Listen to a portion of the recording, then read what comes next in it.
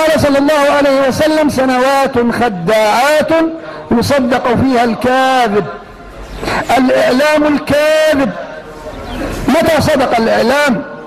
يبيعون الأخبار تجارة، كاذبون. مع الأسف السذج منا يصدقون.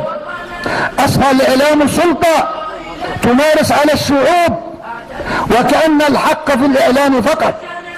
هل الإعلام بيد الأمناء؟ لا، تجارة الإعلام أصبح، يصدق فيها الكاذب. هذا قول النبي صلى الله عليه وسلم، نبوة تتحقق. يا مسلمين اتقوا الله، نحن مسلمون وكفى. لا تسميات، لا أحزاب. الإسلام يجمعنا، الأعداء يفرقوننا بهذه التسميات المغرضة. لا تستجيبوا لأحد. نحن مسلمون وكفى. من عوام الناس من بينكم، لا نترفع عليكم بإيماننا وبديننا، نحن من بينكم، لا تفاضل بيننا إلا بدين وتقوى. مردود هذه التسميات كلها، انبذوها. يوم القيامة تنادى: يا مسلم.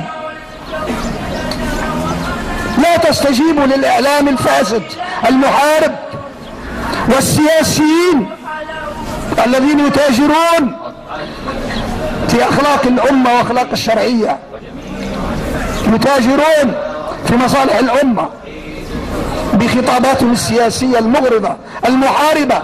مسلمون وكفى. سمانا الله المسلمين، شرف. لن ننزل لأحد عن هذه التسميات. احذروا. مخططات، هذا كذا وهذا كذا، يخوفوننا من بعضنا لنتفرق. اللهم جنبنا الفتن ما ظهر منها وما بطن، وجنب سائر بلاد المسلمين الفتن ما ظهر منها وما بطن. اللهم احقن دماء المسلمين.